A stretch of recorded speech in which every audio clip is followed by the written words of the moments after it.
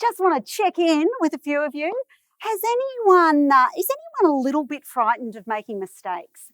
Is there anyone who sort of feels like, I really don't want to do that? Yeah, a couple of you. Well, let me just say, I have the background with my parents, my mum and dad, of living in a very risk-averse family. I think my parents couldn't have got more risk-averse professions. My dad was a bank manager, and like way before there was all the risk taking, trust me, and my mother was a nurse. So you can imagine what they thought when I became a small business owner. They kept asking year after year after year after year, when are you kind of going to go back and get a real job? Because they thought that small business was a very risky thing to do. And on one hand, they were probably 100% right, because the failure rate of small businesses is extremely high. But here's the irony. Many businesses, even if they fail the first time, then sometimes it's on their second business or their third business where they have breakthrough. Now, why is that? Because they've learned from their mistakes. Now, I had been in business for about 10 years when I made this kind of crazy decision. And I'm wondering if anyone else has ever in their life made a decision that they kind of look back and go, gee, that was a little bit crazy. Has anyone done that?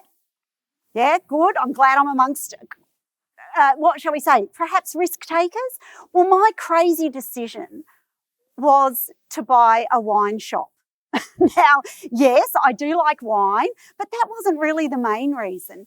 But the thing that's so interesting about this sort of decision and the year that I owned the wine shop was it became one of the most transformative years in my life.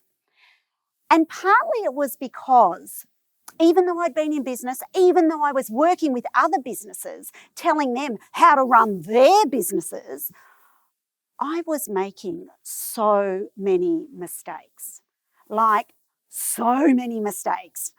And the reason was, and I'm sure many of you all know this, is because I was doing things that I'd never done before. And when you do things that you've never done before, there are things you don't know that you don't know. Would you agree? And what happened was after this year, it took a few years to get over kind of the shame of making a few mistakes. Does that make sense? Because I'd come from a very risk-averse family where making mistakes was not a good thing, I was kind of a little bit ashamed about making these mistakes. And I sort of thought, look, you don't really hear a lot about mistakes that people make in business. It's a little bit like the old fake it till you make it. That seems to be so prevalent in business, where people are always, you say, oh, how's business? Oh, it's great. It's amazing. Is it really? I can tell you often it's not. It's often really tough. It's really hard to find customers. It's a bit of a slog. It can be really challenging. But we don't hear about that. We don't hear about the mistakes that people make in business or the things that happen that aren't great, because everyone's still trying to fake it till you make it. And we're being fake to all our business friends and to all our other colleagues. And I thought about this and I thought, I have learned so much through this year of stumbling through that I really thought, what, I really wish that other businesses had been a little bit more honest with me. I wish that they'd been brave enough to just bear it all and let me know what didn't work as much as what did work. Now, for most of my life, when I go to a bookshop, when I started off as a teenager, I used to go straight to the self-development section or the personal development section. And I used to love this question that I'd ask at parties. If you were a section of a bookshop, what section would you be? It's a great party starter. Feel free to use that one. But for me, it was always the self-development section, which used to get a few people running away. And then later, as I became a business owner, I found myself absolutely transfixed on the small business section of any bookshop. And I used to read and read and read because that's how I got a lot of my business knowledge. And I thought about this and I thought, well, I've just had this ridiculous year of learning.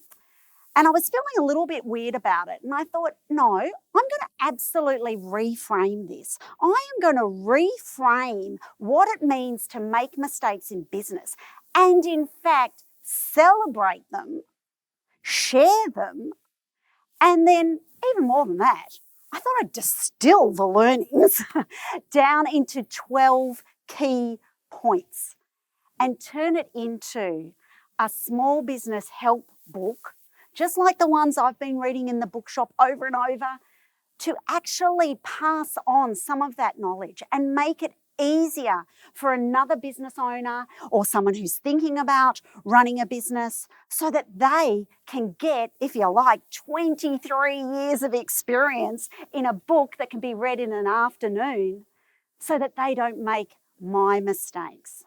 So that they can go on and make their own mistakes, but it will actually help fast track them in their business. So that's why I wrote the book. And I've got to say, from writing the book, and I have found that it's even helped me at times, because all the time in business, we need some support. We need a companion. We need a champion. We need someone to say, you know what, you're doing okay. And sometimes when I read about, oh, yeah, that's right, that happened. Now, how did I get out of it? It gives me some motivation to continue on, pick myself up, get into business again the next day. And what I wanted to do was to provide that little in your bookshelf buddy for other small business owners, to give them some motivation, some guidance, some support, and some acknowledgement that they're doing okay, even if they're making mistakes. In fact, if you make mistakes, you're only going to learn faster. So, what's my call to action? Well, I guess my call to action is if any of you have either thought about running a business, you are in business yourself, or you know someone who's in business, then give them a business buddy that's going to help them get through those business days, particularly the tough ones, and learn about the year that I owned a wine shop. And I'm sure, like anyone who's had a crazy year that you just look back and go, boy, did I really do that? But you know what? It was probably one of the best years of my life. We got some things right, we got some things wrong, but boy, it was one hell of a ride. And all I can say is I was really glad that I had a little bit of wine to get me through those tough days. So thanks, everyone, and I look forward to seeing you over at the signing table. Thank you.